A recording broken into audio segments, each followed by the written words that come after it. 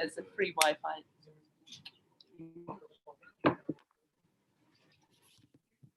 Getting an echo set from you.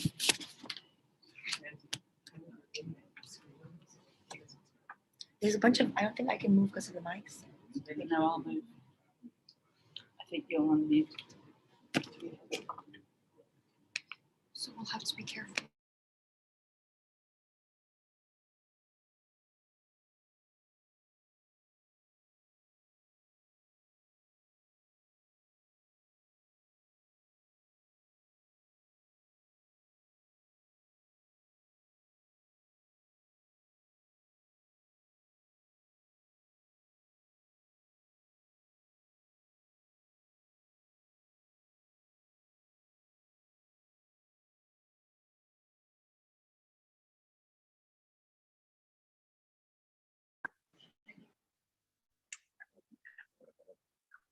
Okay, we're about ready to start.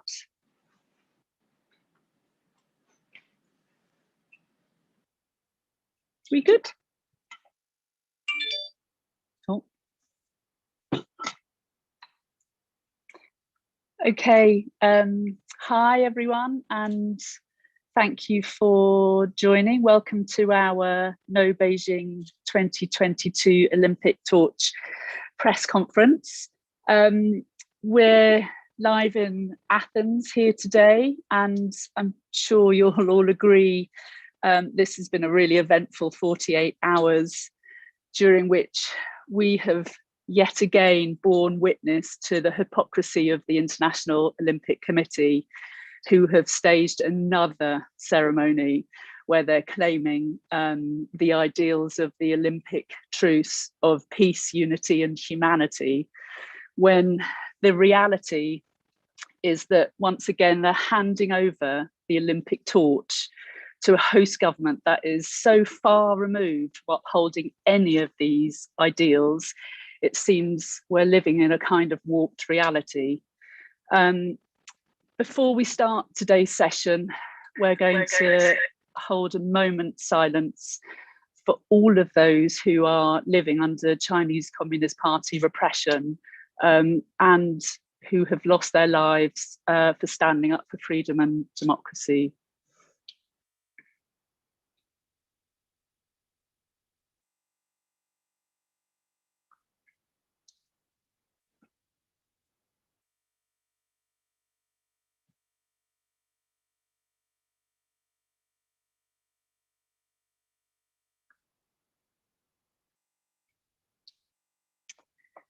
Thank you for joining us in our moment of silence. Before we begin hearing from the activists, I'd like to announce to everyone who's joining us online, if you're journalists and you're wanting to ask questions, please do start stacking questions in the chat area, just so that we can start the Q&A really quickly after we've finished with our presentations. I'd now like to just introduce ourselves to you very briefly. My name is Mandy McKeown. I'm the Executive Director for International Tibet Network. And with me here today on our panel are two highly esteemed colleagues of mine, Zimrate Alkin. Zimrate is the Programme and Advocacy Manager for World Uyghur Congress, an umbrella organisation working for the rights of the Uyghur people. And Pema Doma. Pema is a Tibetan American activist and the campaigns director for Students for a Free Tibet, a global organisation working with students and youth to campaign for the freedom and basic rights of the Tibetan people. And without further ado, I'd like to hand over to Zimrate. Thank you, Mandy, for the kind introduction. Hi, good morning, everyone. My name is Zimrate Erkin. I am a Uyghur Canadian and Program Advocacy Manager at the World Uyghur Congress. Thank you all for being here in great number. I first want to salute all my colleagues here who have been arrested in the past 48 hours in Athens and Olympia for simply protesting the Beijing Olympics being held in China. ahead of the Olympics torch relay. The Olympic torch is supposed to represent peace and hope, but for our people who are living under the brutal Chinese Communist Party, this represents global complicity in China's extreme repression. I am sitting here with over 40 family members who have disappeared or are interned in concentration camps in East Turkestan. And this is why the Olympic Games cannot take place in China. If the same protest were to take place in East Turkestan, Tibet, Hong Kong, Southern Mongolia, or in China, my colleagues here wouldn't be sitting next to me. If this press conference was to take place in China, I, as a Uyghur, would end up in a camp and may be subjected to sexual abuse and torture, as millions of my fellow Uyghurs are. The fact that my friends and colleagues protested in a democratic country but still got detained is outrageous. And this is exactly why we're in Athens today to tell to the international community that the Olympic Games are being handed over to a country actively committing a genocide. And that although we have a backup plan, millions of Uyghurs, Tibetans, Hong Kongers, Southern Mongolians, and Chinese aren't as privileged as us. Is the IOC willing to take responsibility for protesters being arrested in Beijing during the Games? Will the IOC continue to reiterate that the human rights situation in China is not within its remit while claiming that human rights are part of the Olympics Charter? We are expecting the G7 governments to boycott the Winter Olympic Games in Beijing. In the face of a genocide and severe crimes against humanity, how could these governments be silent while at the same time denouncing the same human rights violations during high-level meetings? This is your chance to take a real stand for human rights. We will be watching. Thank you.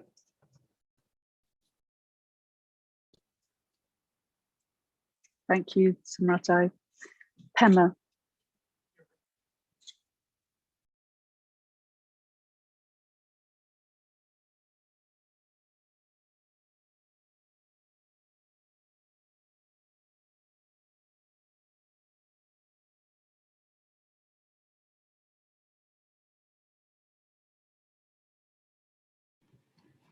Great, I think I have all of the mics and technology set up. Hi everyone, as Mandy mentioned, my name is Pema Doma. I am a Tibetan American and I am the campaigns director for Students for a Free Tibet. As I speak to you here today, the Chinese government is actively waging an unrelenting war in Tibet. In order to wipe out the resistance to Chinese rule and occupation, the authorities have launched an all-out final assault on Tibetans with the goal of destroying everything that makes us who we are, our language, our religion, and our traditional customs and way of life. And they have specifically targeted all of the children, including very young children in elementary and even preschool age, with almost completely Chinese language education school experiences and full political indoctrination that is meant to replace their identity as a Tibetan with one of a Chinese nationalist. At that time, they are forcing and coercing more and more Tibetan parents to put their children in residential schools, meaning their children are sent far away from their homes, separated for long periods from their families and from their parents, made to speak and learn Chinese, made to think in Chinese, forbidden from practicing Buddhism, and unable to access their authentic way of life as a Tibetan and their authentic culture.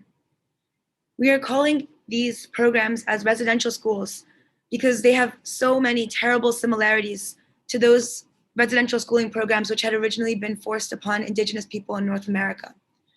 But the horrors taking place in Tibet are barely known or understood by the international community. I am constantly being asked as a Tibetan, what is happening in Tibet? Why do we not hear anything about Tibet in the news?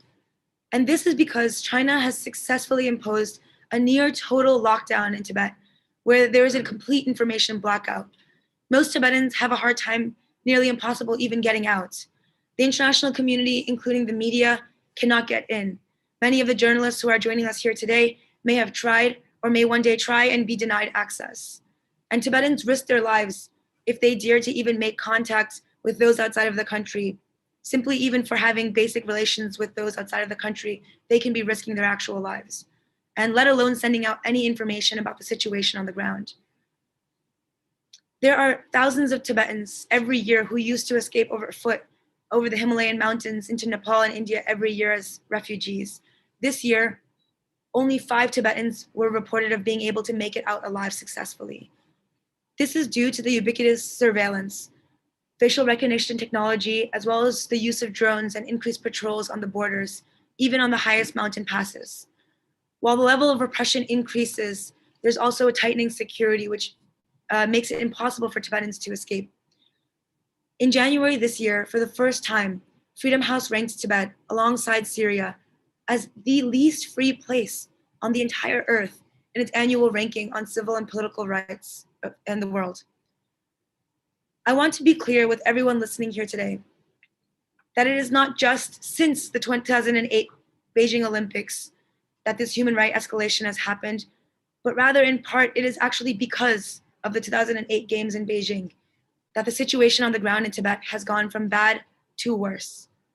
I believe the repression in Tibet is in part due to China being able to host the Games in the first place, because they were given the legitimacy of the international community bestowed upon them and the Chinese Communist Party by allowing them to host the Olympics, bestowed on them by the IOC. Even when China and the CCP had just launched a massive military and security crackdown in Tibet, Chinese leaders were signaled that the free world didn't necessarily care about these policies and these behaviors.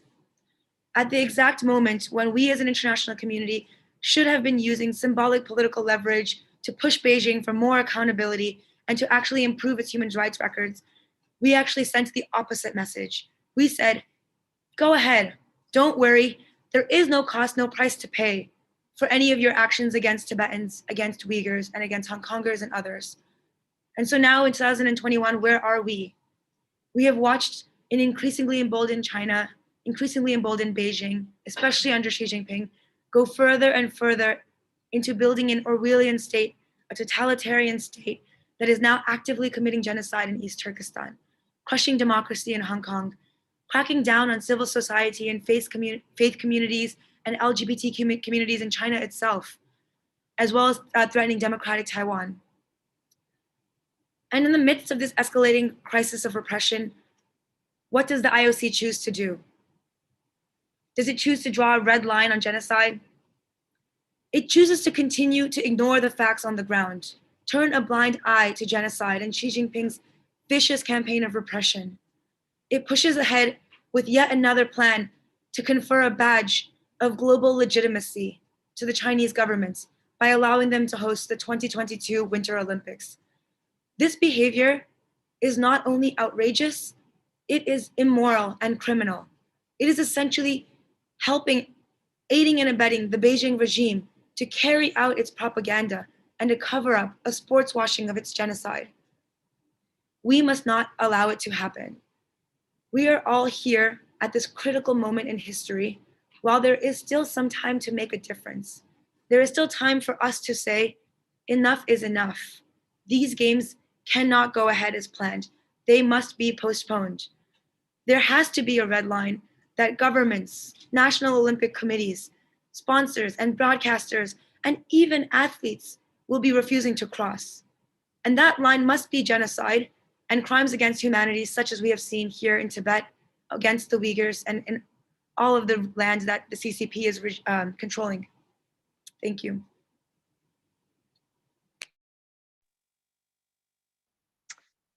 Thank you to both of you for these really moving and very insightful opening remarks. Before we move on with some questions from journalists here, one of my colleagues is going to pass around a mic. We just want to give some clarification as to what has happened with our colleagues who are still in Olympia, detained, or who have been released. So I'm going to pass over to Pema to give a very quick update as to the status of the activists. Thank you, Mandy. Over the past several days, there have been student activists from many different areas that have decided to take action and stand against the IOC's decision to host the Olympics in Beijing. Of those activists, 18-year-old Tibetan American Sela Zoksang and 22-year-old Joey Su were detained and arrested here in Athens. They were held overnight, and they were taken to court, and after this, they were released, and they are currently free and have been released from the jail where they were being held. They currently face charges, and they will be further kind of working with the legal process with their next court date being in January. And the other three activists who were detained, Tibetan Canadian activist Chimi Lamu and British activist Jason Leith and American activist Fern McDougall, are still currently being held in Olympia for their protest against the IOC and the Beijing 2022 delegation in Olympia yesterday during the torch lighting ceremony. Currently, we do have a colleague on the ground who is making sure for their well-being, physical and emotional, and they seem to be in okay condition right now. They will be seeing a court sometime today. No time has been guaranteed to them at this moment, and they are still figuring out what the charges or consequences that will be held against them for taking bold action against the IOC yesterday will be. It is unknown at this time what the charges will be. Thank you, Pema. So moving on to a couple of questions from journalists online, and then we'll pass to the floor. So the first question I wanted to pose over to you firstly, Zumrate. In your opinion, how does this year's protests and activism against Beijing 2022 Olympics compare with the protests responding to the 2008 Olympic Games? Thank you, Mandy, for the question, and to Eva Xiao for submitting this. I do think that there's a huge difference between the protests that happened in 2008 and the protests that are taking place today ahead of the Beijing 2022 games, because I think that in 2008 it was on a much smaller scale. Not to minimize, the importance of the protests that took place inside China in 2008. We have colleagues here who were present during the games in Beijing as well, who were arrested as well. But I think what is different, the main difference is that so many more communities have embarked on this journey. We have been working for over nearly 2 years now with, Uyghur communities, Hong Kong communities, Tibetan, Southern Mongolian, Chinese, and Taiwanese communities, all under the one, under the same message, which is no genocide games, no Beijing 2022. It has been remarkable, what we have achieved in such a short amount of time. We've made the headlines on many occasions, and I think we have really come unified and one under one message. And I think no one can stop us, not the IOC, not governments, not sponsors, not athletes. We are unified on this issue, and we will not stop. And this is also, I think it proves that this is beyond also the games. We're here to shine light on all of the different abuses. And I think this has been really, really remarkable, because it's not just about, the genocide in East Turkestan. It's also about all of the different repressions that are happening throughout China. And I think the mobilization that we've managed to achieve is really incredible. And I think also another great difference is that today we're talking about more openly the responsibility of all the different stakeholders, not only the International Olympics Committee, but athletes, sponsors, broadcasters, national Olympic committees, and governments. And we believe that we have a better chance today ahead of the games, that governments commit to a boycott of the games than what we had previously in 2008.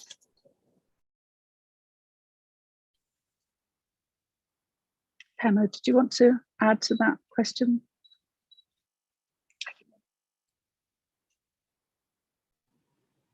Yes, I can also add, in addition to my colleague Zumratai, that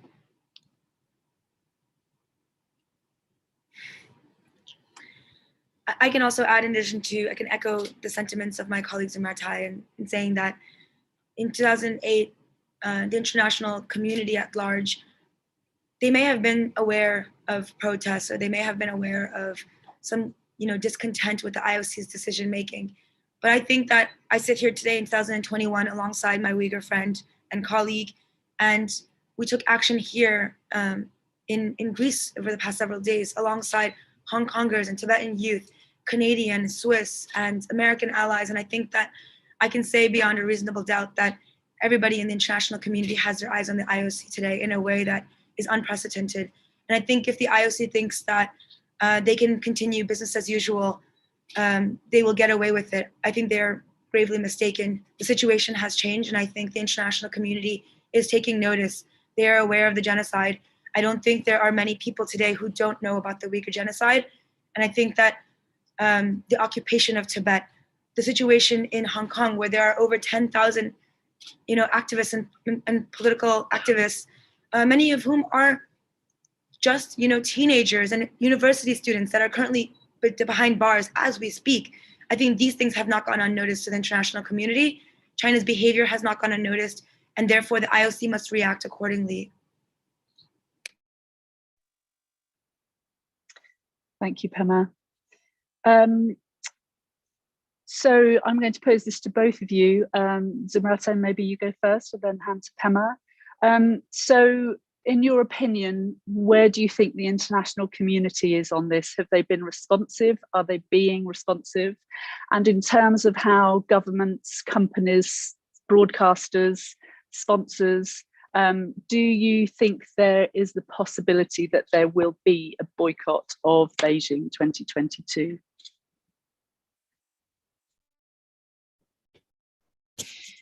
I think the international community has taken this issue seriously. There has been, international outcry on the fact that the Beijing Games are being hosted during a genocide.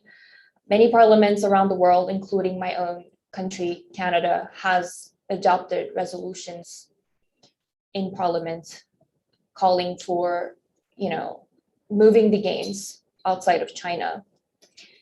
So in European countries as well, such as the Netherlands, parliament members around the world are also talking about this issue, but it is not enough. Talking about an issue on paper or in parliaments is not going to change things. We need concrete actions. We need governments to commit, especially G7 governments, given that they have been raising the Uyghur genocide and other crimes in China. So in so many different high-level meetings, they need to commit to a boycott. This is their only chance. If they don't commit to a boycott, how are we going to take them seriously the next times? So I think while there is an international outcry on this specific issue of the games being hosted in China, there's not enough concrete actions. And we're hoping that we're less than 4 months away from the games. And we're hoping that in the upcoming months, there will be concrete, meaningful actions from governments, athletes as well. We have seen a few athletes speak out on this issue, saying that, it's a very difficult position to be in, choosing between their career and choosing to compete in an Olympic Games during a genocide, because the medals that they are going to win are going to be tainted with the bloods of millions of people who are suffering. And while journalists keep telling us, or international community keep reminding us that, you know, it's not the fault of the athletes. We agree, it's not their fault. This is all because of the International Olympic Committee. This is them putting them in this difficult situation. And I tell to the athletes, we support you, we want you to be our allies, and meanwhile, while you might be losing one Olympic Games, we have lost our entire families. Let that sink in.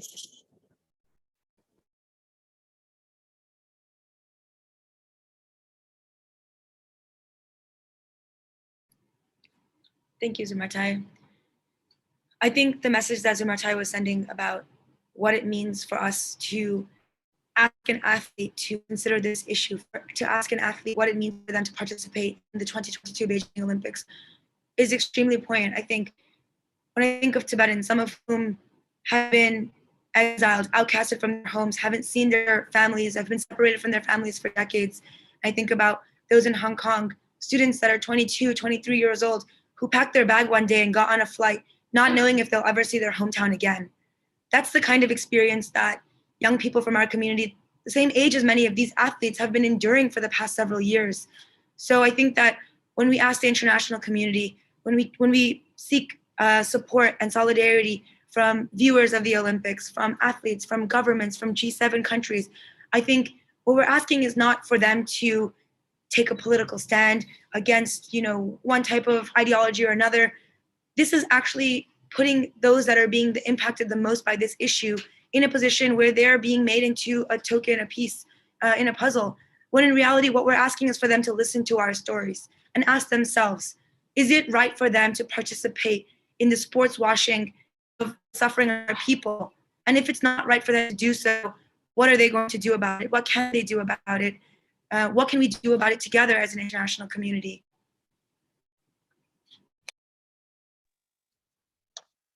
Thank you, Pema. I'm now going to pass the floor. Philip, did you want to ask a question? Yes, please. Yeah. To start with,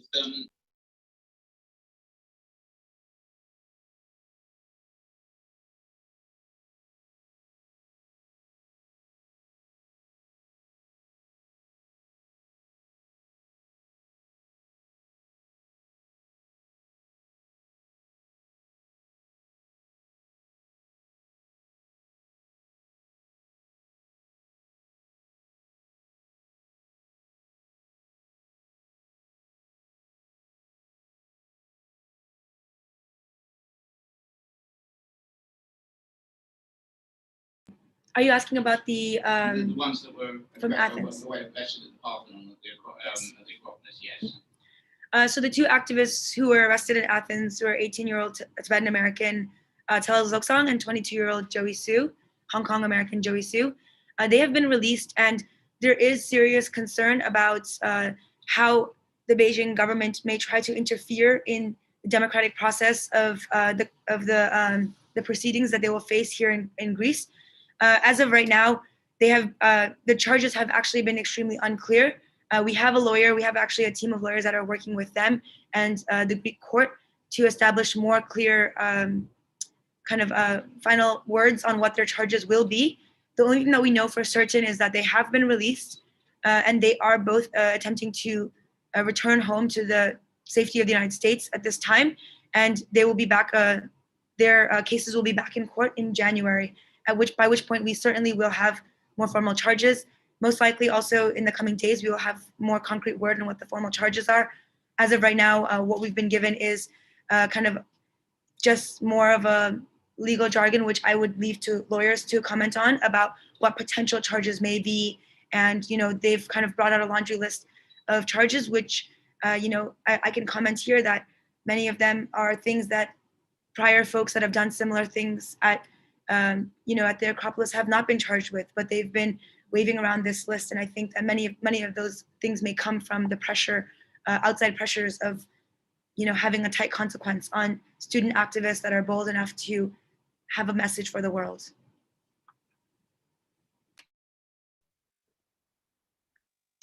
Thank you, Pema. Philip, I'm not sure whether you had another question. Yes, yeah, I do actually.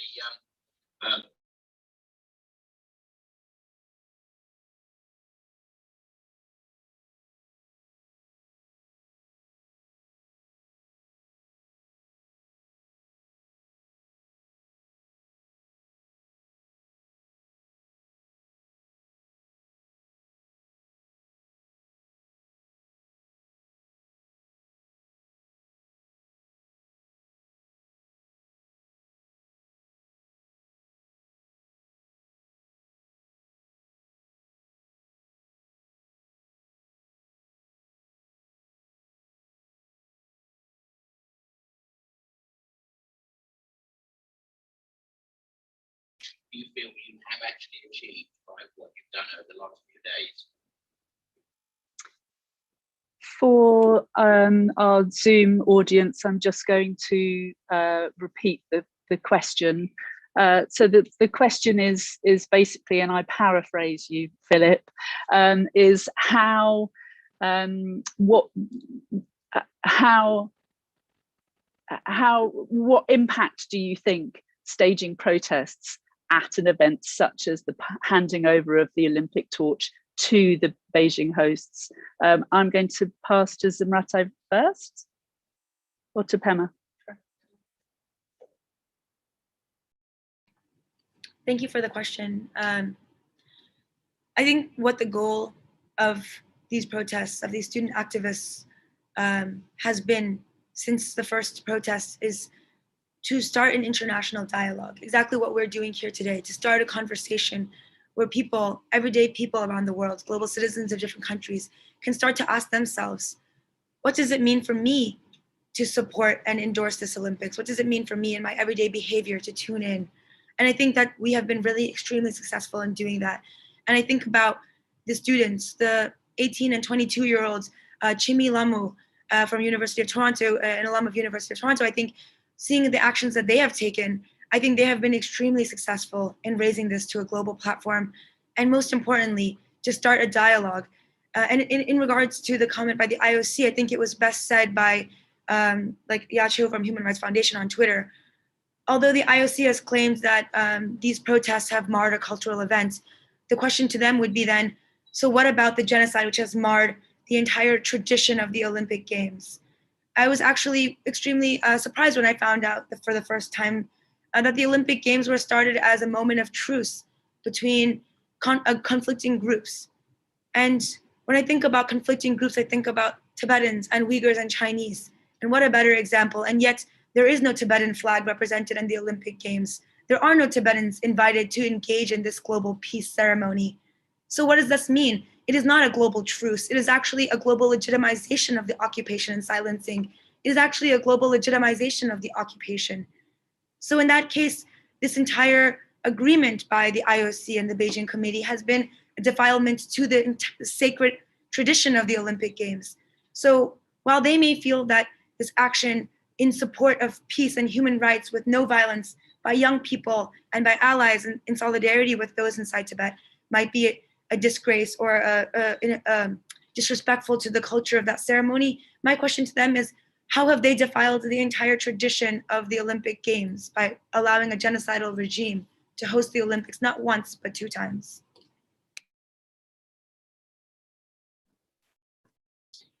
I'll just briefly comment as well.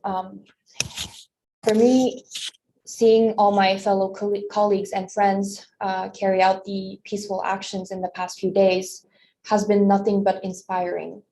This is our peaceful resistance. This is what millions of Uyghurs, Tibetans, Hong Kongers, Chinese, Southern Mongolians cannot do in China. There's no freedom of expression. There's no freedom of assembly. There's no freedom at all in China. But we have that freedom in Greece, even though due to external pressure, that freedom has been limited. And knowing this, all of these, arrests and detentions have happened probably because of external pressure from China in the land where democracy was born is just outrageous.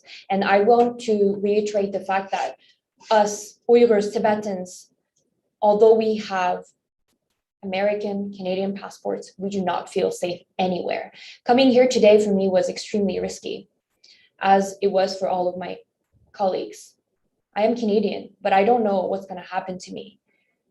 So I think for me, this was a very symbolic turn of events. And I hope that millions of, Uyghurs, Tibetans, and Chinese and Southern Mongolians inside mainland China are watching, and they're feeling proud because they cannot do this in China and we're able to do it here. So I salute all of my colleagues who have done it with so much courage, and they're so young.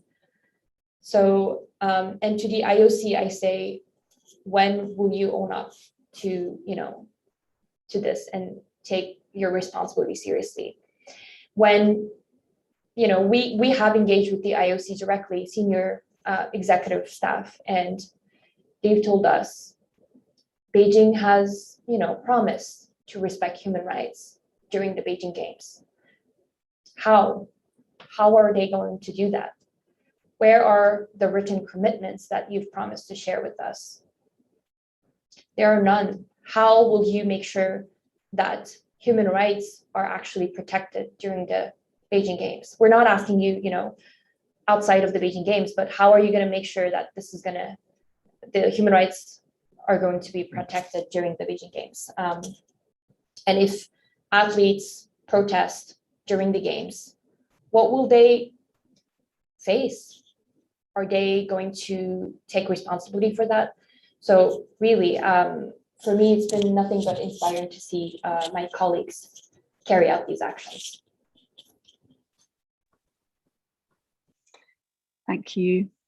A couple more questions from our webinar audience.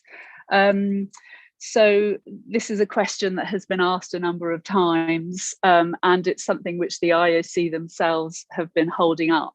The fact that the Olympics is a huge world stage and all eyes will be turned to China. Is this not an opportunity for us to be further highlighting what the Chinese government are doing, as opposed to kind of blocking them out and saying they cannot host the games? So that the question is, what's your response to this? What's your response to the fact that the IOC have in the past and now claimed that by enabling China to host the games will actually affect the progress that we will have on human rights? So Pema, I'm going to turn to you first.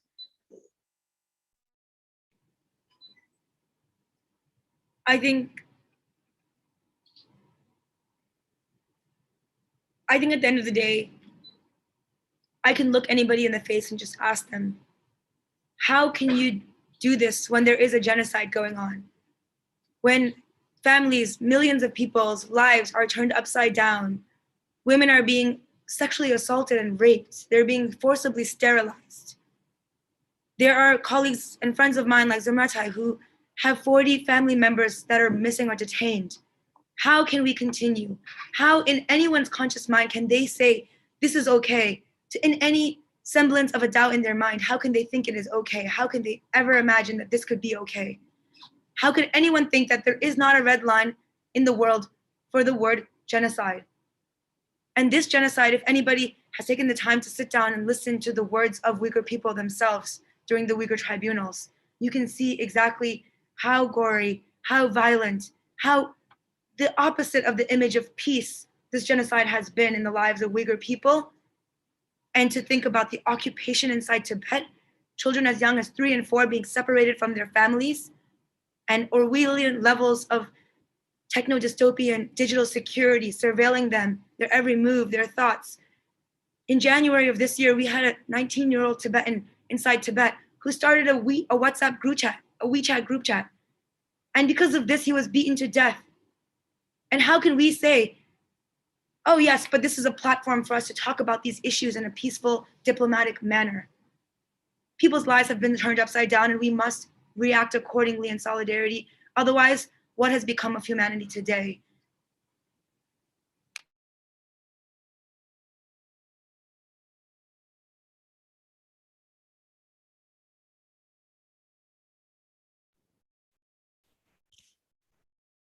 I just honestly think that this is sports washing. There are no legitimate reasons to host the games during a genocide. It's doing that is simply endorsing the genocidal regime. And no matter what the IOC says, Olympic Games will always be and have always been political. It's not a political, it's not a politically neutral event. It's not. countries are there. Countries have boycotted the Olympics before for different reasons. And as my colleague said it, if a genocide is not our red line, I really don't know what else is. And if governments and the international community is endorsing the Beijing Games, that means that they're complicit in an ongoing genocide. The IOC has multiple times told us and told everyone that this is about unity, peace, and inclusion. But how is that possible when us Uyghurs, Tibetans are not even included in the games? Can they maybe tell us how Uyghurs are going to be there in Beijing during the games? Uyghurs don't have passports. They cannot travel freely. So how is that even inclusive?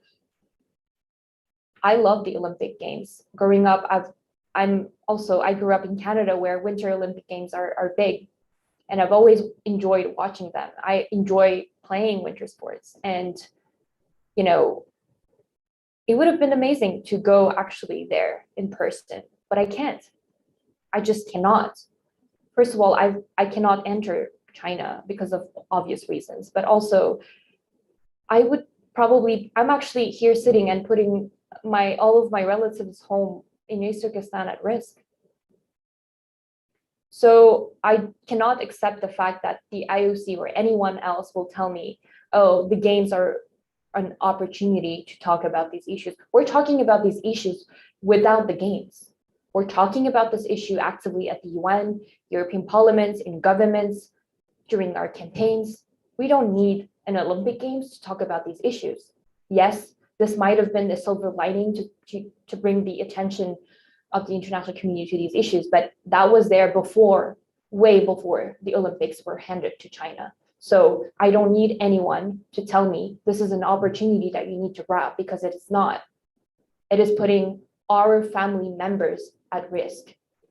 Who's going to guarantee that none of my relatives are actually now working in forced labor factories producing clothing and uniforms for the Olympic Games?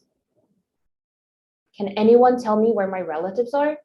I don't think so. So I don't need anyone to tell me this is an opportunity, because it's not.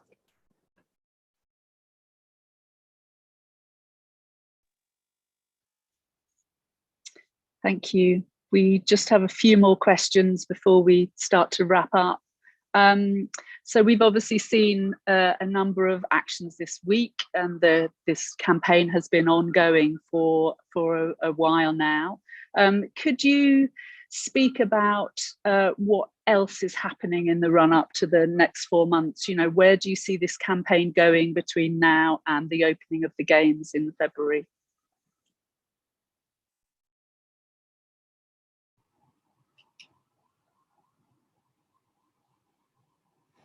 I will let my colleagues Zumata answer as well. And Mandy, I know you're facilitating, but if you would also want to say a few words, I know you're very involved in the campaign as well yourself.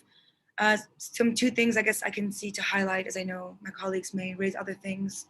One of them is, making sure that we make the relationships and ties between the Beijing Winter Olympics and privately owned multinational corporations known to the global community, especially those. There are several that are US-based companies, such as Mars, which is the producer of Snicker bars, and Airbnb, and other companies that are American companies, and especially such as Mars, which has a global campaign right now called Here to Be Heard, which is about the promotion of women's voices in different platforms.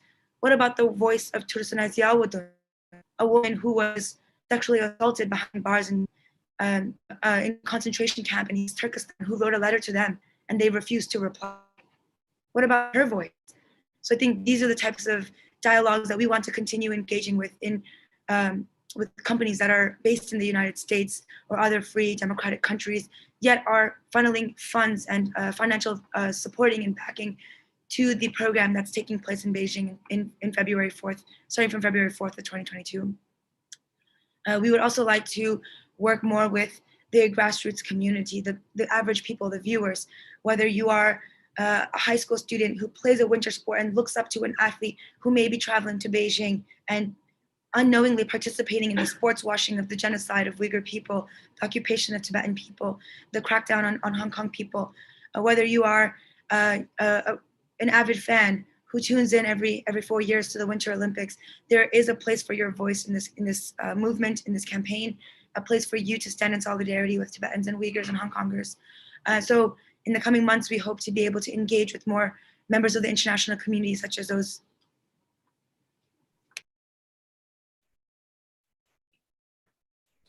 Just to add on that, we're hoping that sponsors of the foreign sponsors will take responsibility in this. And just 2 weeks ago, I'm based in Germany now, and we asked Allianz, which is the only German sponsor of the games, to drop their deals for the Beijing Olympic Games, and we brought in 2 survivors, Kalbunur Siddiq, who is an Uyghur woman who was formerly a teacher in 2 concentration camps in East Turkestan, who fled not long ago, and also Golok Jigme, who's a former Tibetan political prisoner.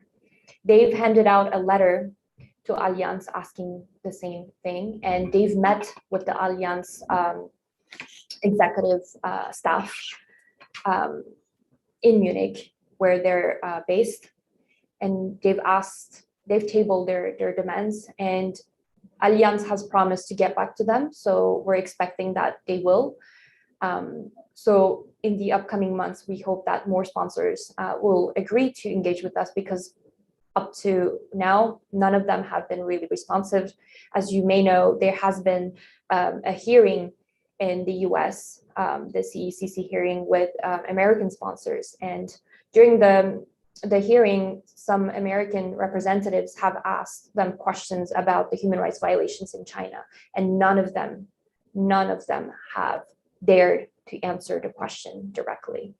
So we cannot let corporations be complicit in a genocide, especially American and other foreign companies and sponsor corporations.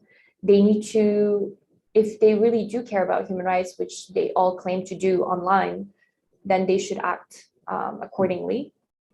We also hope to reach out to more athletes who are sympathetic to the cause, and we want to appeal to them that we're not your enemies. We want you to be our allies. If you go to Beijing for the games, just remember our plights, remember our faces, and just evaluate the risks and evaluate your position, your side of, which side you want to take. And I also appeal to parliament members around the world and G7 countries and other countries to take this issue seriously and to boycott the games simply.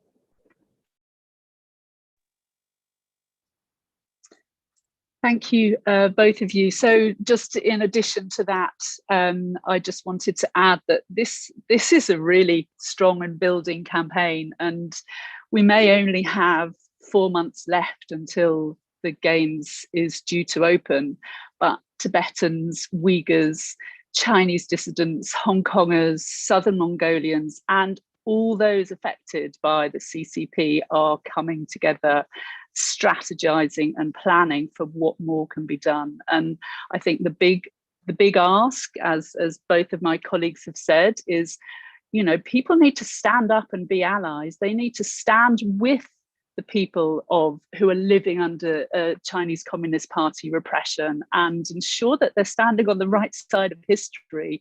And this is that moment. And this moment cannot pass without people ensuring that they know they are doing the right thing. We are speaking to broadcasters who will be complicit in the CCP's repression by broadcasting the genocide games. There is no doubt about that. And, our conversations are ongoing, and we are expecting there to be action over the next couple of months. So please do watch this space. We have a last few number of questions. Sorry, just bring up my chat. Philip, did you have another question? I'll repeat the question to our Zoom watchers in 2 seconds. No, but somebody said they couldn't hear. I just wanted to ask about the IOC.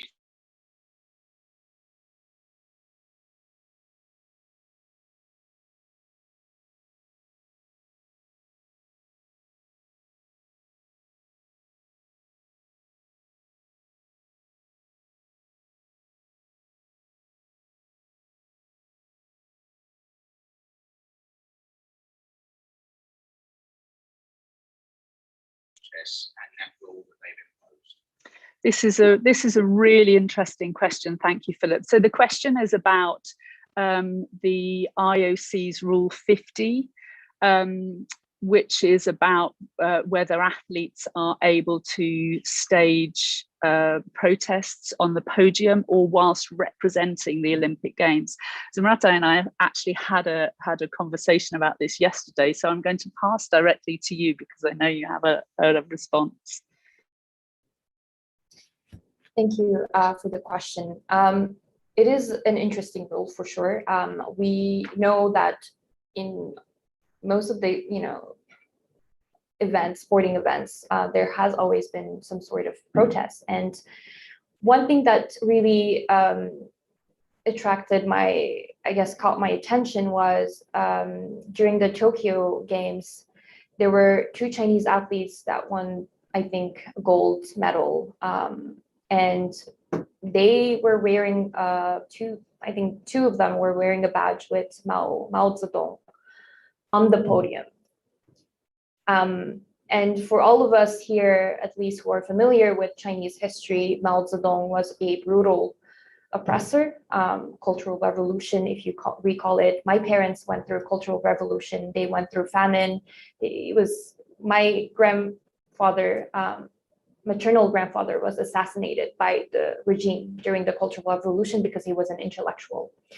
So wearing his image on a badge on the Olympic podium reminded us of the terror of millions of people went through under that brutal regime. And the fact that they were allowed to wear this on the podium and that the only retaliation that they got from the IOC was a simple warning was simply outrageous to me, because I couldn't help but wonder, what if it was not 2 Chinese athletes, but non-Chinese athletes who were wearing badges in support of Uyghurs, Tibetans, Hong Kongers?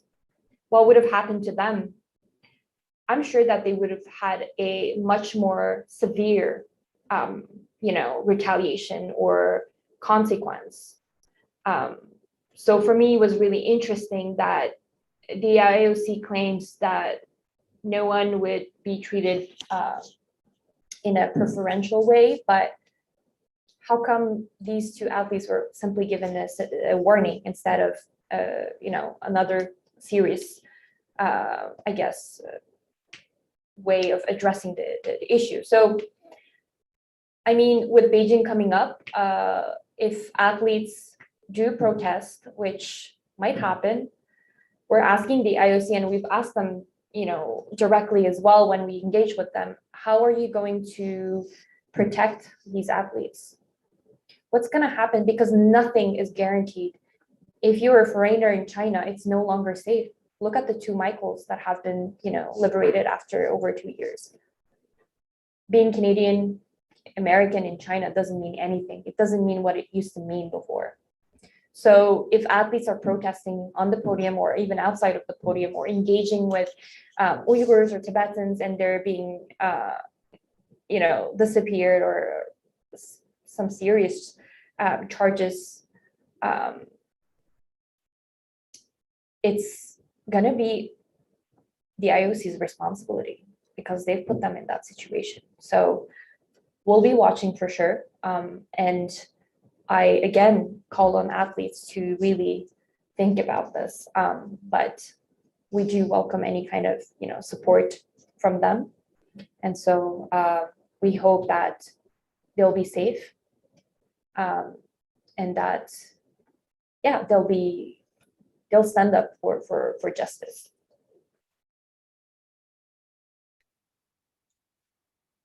Thank you.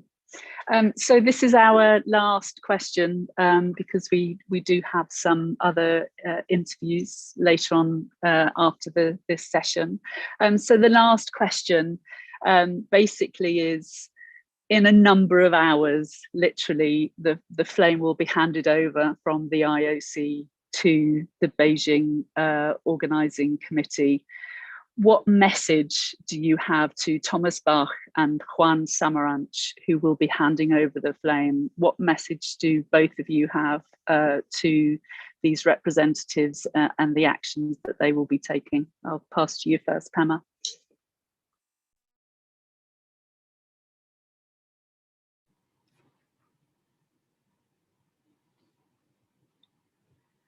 I think that in just a number of hours, as Mandy McKeown just mentioned, the IOC will be handing over this Olympic torch to Beijing 2022. And on behalf of Tibetan young people, students, activists from around the world, and also to amplify the voices of those Tibetans inside Tibet who wouldn't even be able to utter these words in the privacy of their own homes without fear of imprisonment, detention, forced disappearance. I think what I would say is that they're making a grave mistake. They are choosing to silence the voices of Tibetans and Uyghurs and Hong Kongers. It is no longer an act of neutrality. They can no longer hide behind a veil of neutrality. At the end of the day, what they are choosing to do is endorse and legitimize and put a stamp, seal, approval on a genocide and an occupation that will go down in history as one of the worst violations of human rights in the entire 21st century. And I think the fact that they are able to justify what they are doing without remorse just shows that perhaps the IOC is not the right person or the right entity to be holding the power of this decision. Perhaps it should be the hands of viewers, of athletes and governments and nations to be taking this power back from the IOC and saying, you are no longer responsible or fit to be determining where an Olympic Games can or cannot be taking place with the case of a genocide. I think that they have proven themselves to be unworthy of this power and decision making, and they have been proven themselves to be extremely short-sighted. Yesterday, in a speech that Thomas Bach gave, while I was sitting in detention, I was listening to his words, and he actually said, he talked about the equality of all people. And myself as a Tibetan, what I had done is I stood on the sidewalk and I actually spoke to just one journalist. And meanwhile, there were several East Asian Chinese men staring at me and taking photographs of me. And when the journalist came over, there was actually one person who came closer and, almost like a comic book, stuck his ear out towards our conversation. And this is exactly a physical representation of what it is like to be a Tibetan inside Tibet today. That no matter what it is, your device, your school teacher, your neighbor, the CCP has created a system in which even your own private thoughts are not your own. And to think that this was happening inside a democratic country due to the pressure of the CCP, and while I was sitting inside detention, just for being a Tibetan person walking down the street in Olympia, Thomas Bach had the nerve to say that all people are treated equally because of the Olympics. This shows that he is completely out of touch, out of sync with the reality. Either that or even worse, he is aware of it and complicit in the sports washing and legitimization of this behavior and of this shift in global norms that we see developing around the world today. So I think regardless of whether it's ignorance or malicious intent, what I can say without a reasonable doubt, beyond a reasonable doubt, is that Thomas Bach does not have the legitimacy or authority to anymore decide or dictate what is a reasonable outcome for this 2022 Beijing Olympics. And that is why it is especially pertinent for sponsors of these games that are funneling in millions and millions of dollars into these games, and for viewers that tuning in and making it possible for athletes that are bringing the actual glory to the stage and to the slopes and to their platforms and arenas, for governments that are sending their diplomatic envoys that are actually putting a stamp of legitimacy to these games. It's now in our hands to say whether or not we think that the 2022 Olympics should go on despite a genocide and occupation.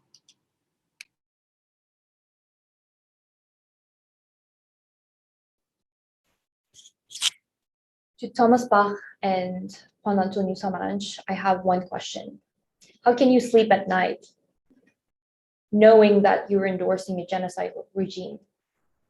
How can you claim that the Olympics are politically neutral when it's clearly not? And how can you claim that these Olympic Games are inclusive when I have lost contact with my family since 2017? How many Uyghurs are going to be employed in forced labor factories to produce the garments that are going to be used for the Beijing Olympic Games? How many sponsors will agree and put their endorsement on the genocidal games? How many broadcasters will choose to also endorse this? So while we're here, and even as my colleague Pema said, in a democratic country protesting peacefully and being arrested and detained for this, imagine if this is happening in a democratic country in the middle of Europe, what is happening in China? Because for sure there will be protests by Uyghurs, Tibetans as their last attempt to break free. Who's going to take responsibility for that? Who's going to monitor what is happening inside during the Beijing Games and after the Beijing Games? The 2008 Olympic Games served all of us as a lesson, should have served us as a lesson, but it didn't. That was a turning point for many people. And while the international community hoped that it would change things inside China, that it would bring democracy, it would bring human rights, it did the complete opposite. So what happens next after the 2021 Olympic Games? So really, my only question is, how can you sleep at night knowing that there's an ongoing genocide, millions of people being repressed and suppressed for their expression of their freedoms, and you just blindly turn an eye on this? For us, it's not acceptable, and that is why there should be no Olympic Games in Beijing.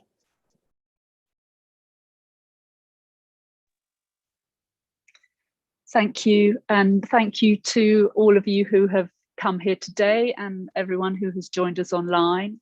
I just want to offer a last thanks to the lawyers who have stood up for our colleagues who were detained over the last couple of days, and we hope the hearing this morning goes very well, and we will be updating the media as soon as we have any news on this. So without any more to do, the Beijing torch ceremony is starting in about 2 hours. Yes, we wish you well, and thanks all for coming.